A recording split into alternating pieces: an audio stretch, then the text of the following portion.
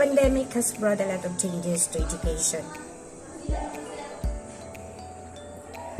Numbers of which are considered positive in the sense that teachers become more innovative just to deliver education at any cost.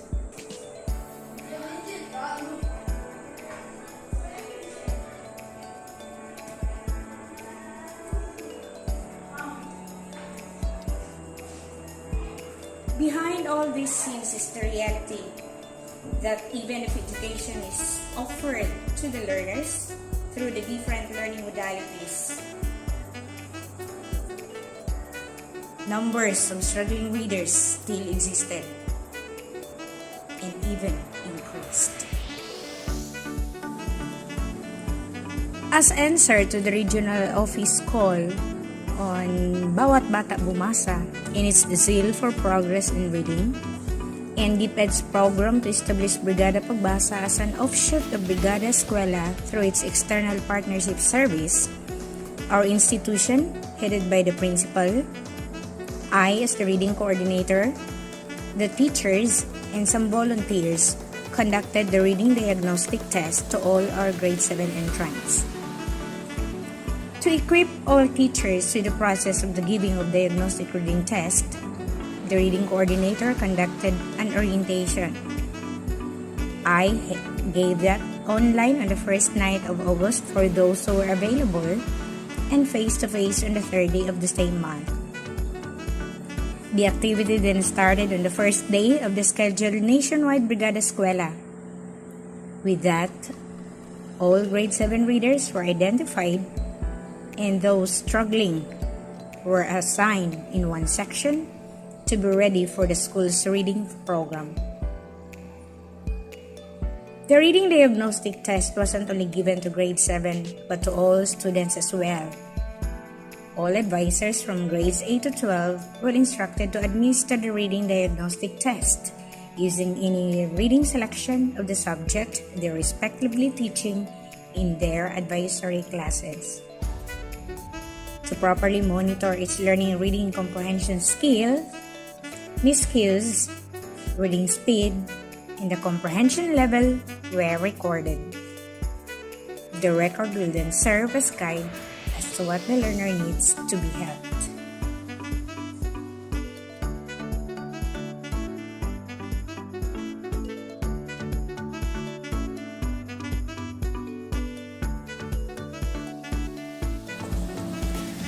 So this is how we did it. We instructed the different advisors to choose any selection that they are going to give to their students. If the teacher is handling, say for example, mathematics, she could give a reading selection, a mathematics reading selection to her class.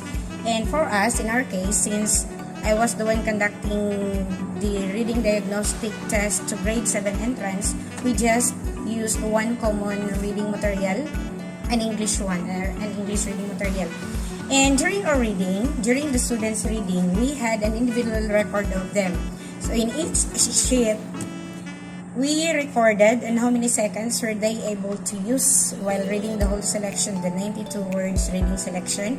And then after that one, we also recorded, while they are reading, we recorded the different miscues that they had, that they committed in their readings. So these are the different reading miscues that we watched while they are reading. We have mispronunciation, omission, substitution, insertion, repetition, transposition, reversal, and self-correction. So for mispronunciation, that's self-explanatory. Of course, the students are able to mispronounce the words. And then for omission, they omitted some words. Say for example, Maria went to the garden. Then the reading would be Maria to the garden without reading the word went. So that is omission, omitting the word went. Then substitution, instead of reading the word, say for example, they substituted the word to die or thing. So instead of reading the word, they are reading another word for that word. That's substitution. Insertion is miscue wherein the students try to insert one word which is not actually found in the reading. Say for example, I went to the beautiful garden. That's how they read the selection. I went to the beautiful garden, but then in the actual reading, there is no word beautiful. It's only I went to the garden, but then the students inserted beautiful, so that's an insertion. Instead of just reading plainly the text, they inserted one text, maybe to add. So that's it. That's for insertion.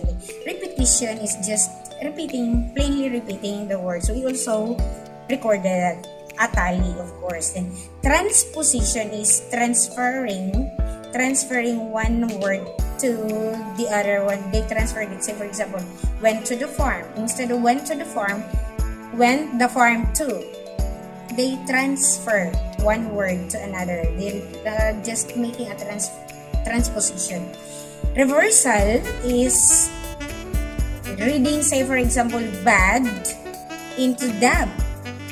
Instead of reading it BAD, they had it DAB. So reverse. Most of our students also have that kind of talent. And then finally, self-correction. There are times when the students read the selection, but then when they maybe found out that they are wrong in the delivery of the sentence or in the delivery of the word, they just self-corrected, and that's not recorded as a miscue. That's still a miscue, but that's not recorded as a deduction to their mistakes. So those are the different miscues. And then during the reading, after the reading, after knowing the miscues, after recording the miscues, and after recording the number of seconds while reading, we computed their oral reading level, the word reading score, and the comprehension score. So the comprehension score is based from the number of correct items from the questions that we gave them. So for that one, we only prepared 5 questions, and out of 5, we had here computation.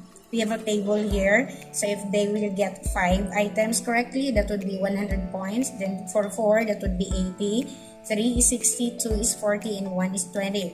And then for us to be able to know what is the level of the students, is the student a struggling reader, a struggler when it comes to comprehension, independent or instructional. So we have here also a rate. Those students who will get 58% and below is under struggling or frustration. And then for those who will get 59 to 79, that is under instructional. And for 80 to 100%, that is independent. That is for the comprehension level. For the word reading score, we are noting the word reading score, how fast the student is when it comes to reading. So how we did it, or how we computed it, is number of words divided by the number of seconds that the students read. Then the result of that one is multiplied by 60 seconds. So those will get 100 up, of course, that is independent. 97 to 100. 97 up is independent. Instructional for 90 to 96. And then for those students who will get below 89 below is already under frustration. So that's how we find their level. And then finally, for the oral reading, this is now how we applied the miscues. So number of words minus the miscues. So the number of words is being deducted with the miscues that the students commit, divided by the number of words again. Then the result of that one is multiplied into 100%. The result is already the oral reading level of the student. Still, frustration is 89 below. Then instructional is 96 to 90%, and then 97 to 100% is independent. Okay, so for now, I'm already preparing the reports to be submitted to the division office. So actually the consolidated report. Pero for now, I am still preparing all of these things. Though we won't be submitting all of these things to the division office, I am just getting their percentages here, the record of the how many students are under struggling or frustration, how many students are under in the independent level and instructional level. That will be from grade 7 to 12. And then after that one, after this, soon as what I have planned, we will be calling all those A students to have a meeting here on Friday. They will be included in the organization of the English with the Heart Club, and they will be helping us in the tutorial sessions of those students who are under struggling or frustration. So that will be care and share activity for us, or the reading program. And we have already identified frustration readers. My God, actually there are many frustration readers from grade 7, sad to say, because for the past 2 years they were just on modules, and we are not sure if they are really the ones who are answering the modules, if their parents had hired some tutors for their children to answer or help their children to answer the modules. I'm sure they were not guiding the students properly. Maybe they were just immediately answering the modules without even explaining what is in the module to them. So the problem, a very big problem, resulting to students are really too dependent and don't even know how to even recognize letters. Oh my God, grade 7 at that, and then we still have to teach them when supposed to be we are going to really focus on the different essential learning competencies here in high school. Pero since the students are already here, so we really need to help. So good luck to us. And I hope that this video also could help those who are planning to conduct remedial sessions in their schools. So this would be a tip. This would be your tip on how you're going to conduct your reading diagnostic test also, for you to know, for you to identify the type of reader, the type of students that you have.